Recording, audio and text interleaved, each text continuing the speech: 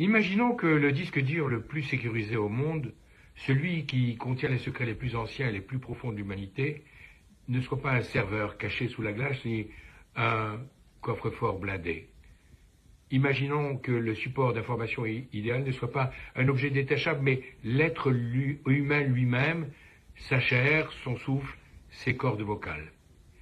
C'est une idée qui bouleverse complètement notre rapport moderne à l'information parce qu'aujourd'hui, nous avons pris l'habitude de séparer le savoir de la personne qui le détient. La connaissance est devenue un produit extérieur.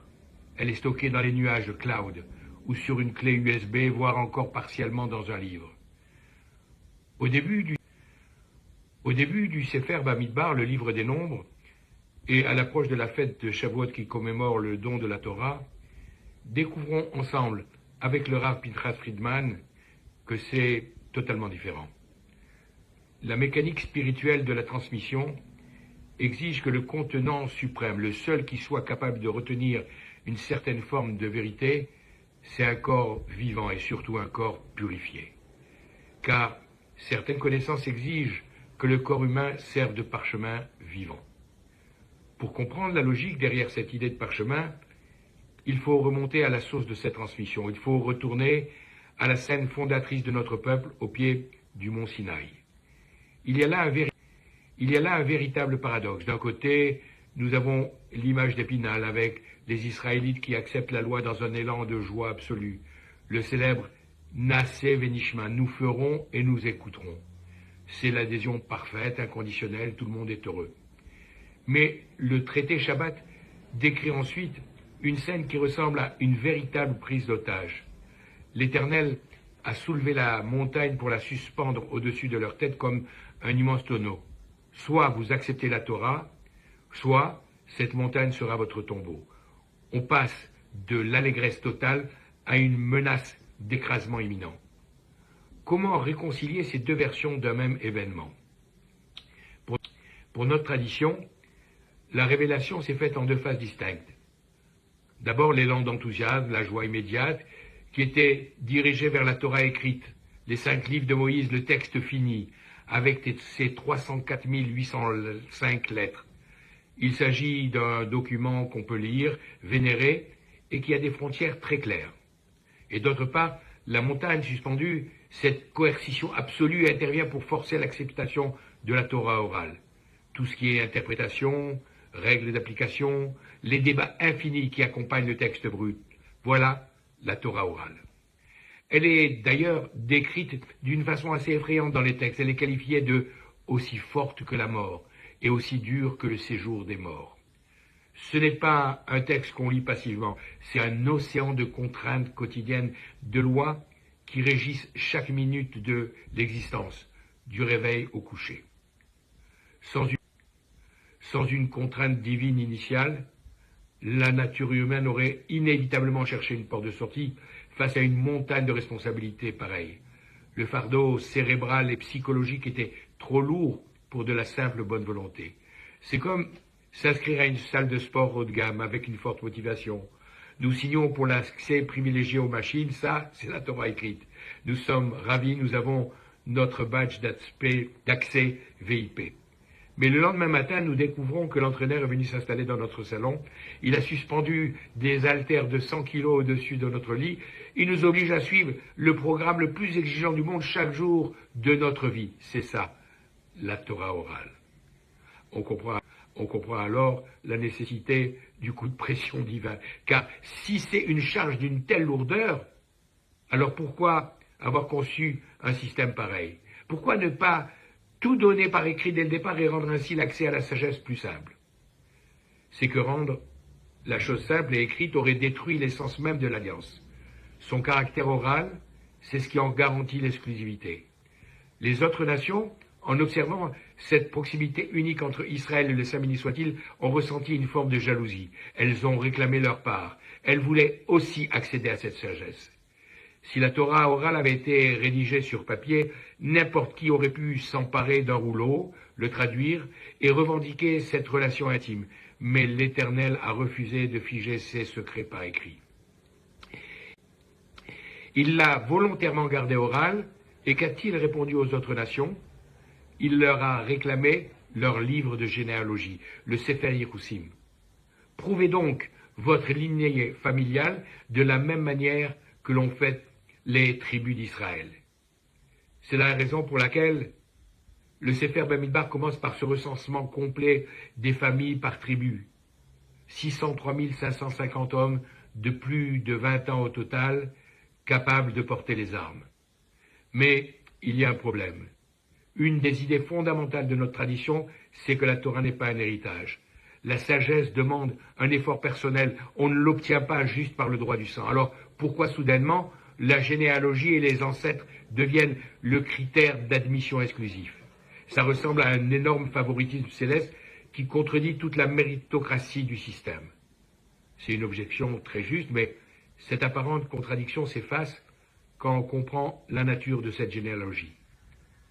Le livre de généalogie vient en fait attester d'une continuité physique ininterrompue.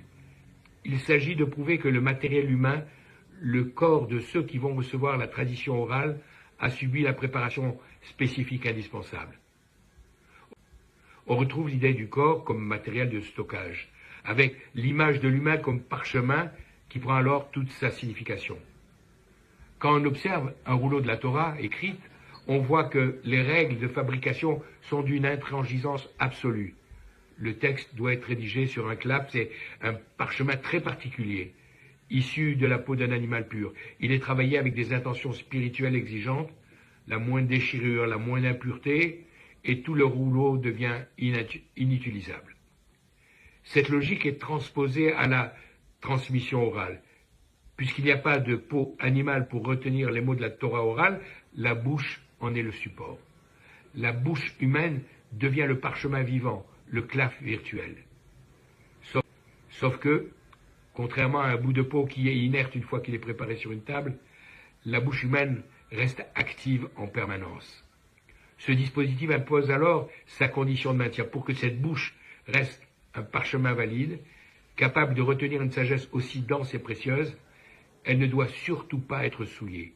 Si quelqu'un passe son temps à proférer des paroles vaines, des vulgarités ou à faire de la médisance, le terrible lashon hara, sa bouche perd sa capacité de rétention. Ce n'est pas juste une punition morale, c'est une réaction de rejet. Une bouche impure agit littéralement comme une passoire.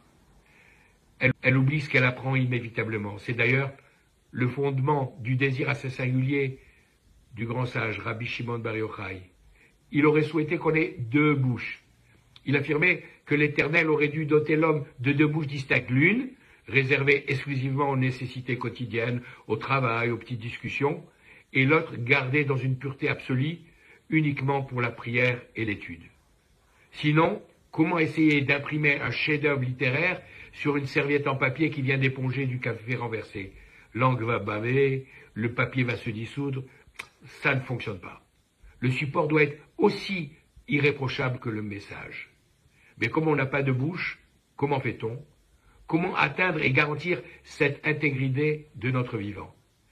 C'est là que la demande de généalogie évoquée plus haut prend tout son sens. Elle garantit la transmission d'un acte physique fondateur.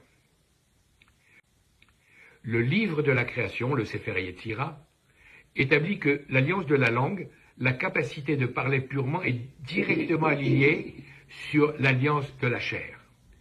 L'alliance de la chair, c'est la circoncision, la Brit Mila, l'alliance contractée avec notre patriarche Abraham.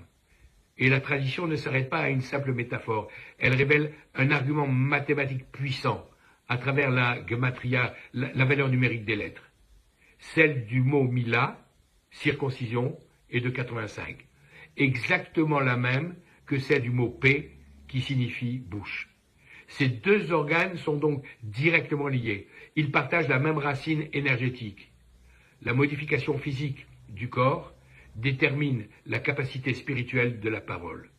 C'est comme si l'acte chirurgical ancestral était une mise à jour matérielle de l'équipement indispensable pour faire tourner le programme spirituel, le logiciel de la parole sacrée. Si nous n'avons pas le bon matériel, le système rejette carrément l'information. Rappelons d'ailleurs l'anecdote édifiante du roi de Babylone, Nabuchodonosor, celui qui a détruit le premier temple de Jérusalem. C'était un roi d'une puissance énorme. Après avoir vu la puissance divine comme rapportée au chapitre 4 du livre de Daniel, le roi ressentit le besoin impérieux de chanter des louanges. Il voulait juste célébrer la grandeur de l'Éternel. Cette intention semble admirable, mais la réponse du ciel fut d'une violence extrême. Un ange descendit, frappa violemment le roi sur la bouche et y versa de l'or en fusion. Il lui brûla la bouche avec de l'or bouillant. Pourquoi une réaction aussi brutale pour quelqu'un qui veut juste chanter une louange à Dieu? L'ange n'agissait pas par colère. Il agissait vraiment comme un disjoncteur de sécurité. Nabuchodonosor n'avait pas l'alliance physique, la circoncision. Son équipement matériel n'était pas à jour.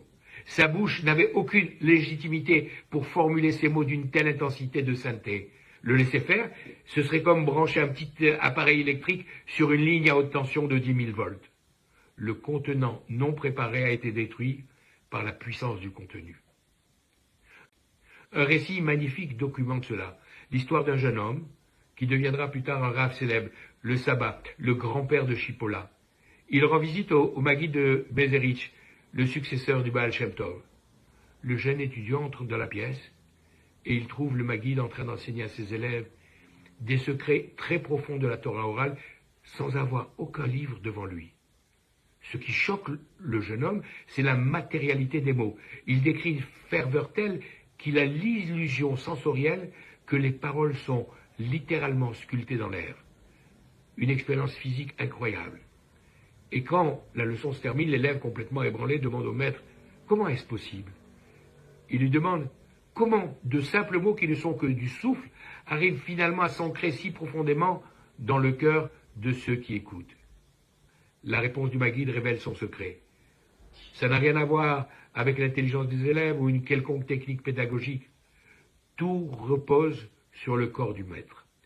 En gardant sa bouche exempte de toute parole vaine, de toute futilité, l'anatomie même du maître a changé. Ses cordes vocales se sont transformées en plumes de scribe, et son souffle est devenu de l'encre spirituelle. La mémorisation de l'élève dépend donc de la pureté spirituelle et physique de l'enseignant. La Torah s'écrit alors comme une alliance vivante dans l'âme de l'élève. Aujourd'hui, on se concentre sur les supports, les écrans, les méthodes de révision de l'étudiant, alors que le canal de transmission est aussi crucial que le savoir lui-même. L'intégrité de la personne, c'est le message. Si l'encre spirituelle du professeur est diluée par des rumeurs ou des banalités prononcées, son enseignement glissera sur l'élève sans rien laisser. Peu importe s'il est brillant. Si l'on relit cela, la vue d'ensemble, c'est un voyage intellectuel impressionnant. On est parti d'une montagne menaçante pour forcer l'acceptation d'un fardeau oral. Ensuite, on a vu cette équation mathématique démontrant l'équivalence entre la circoncision et la parole pour finalement aboutir à un souffle qui se transforme en encre spirituelle. La leçon universelle, c'est le respect absolu du support humain dans la transmission de la sagesse. Et au-delà du contexte religieux, ça nous pousse à une réflexion très personnelle. Est-ce que nous traitons nos propres mots, notre propre parchemin, avec le respect qu'ils méritent? C'est la vraie question. Si nous passons nos journées à inonder nos conversations de critiques sarcastiques, de potins, de futilité, le support se détériore. On ne peut pas engraisser les mécanismes de notre imprimante vocale avec de la boue toute la semaine et espérer en sortir un poème magnifique ou des mots de réconfort profond. Quand on en aura besoin, notre parole n'aura plus de poids. Notre parchemin finit par rejeter les choses importantes. C'est une éthique de la parole extrêmement exigeante. Un dernier détail pour clore cette idée du corps. Pour retenir l'étude, il faut impérativement ouvrir sa bouche. C'est fondamental. Il faut prononcer les mots à haute voix, faire vibrer ses cordes vocales. Écouter en silence, étudier en silence, mène inévitablement à l'oubli. Le découpage des mots par les lèvres et le son émis garantissent la mémoire. Le texte a besoin du corps, de notre bouche pour exister dans ce monde. C'est une pensée très profonde pour nous aujourd'hui.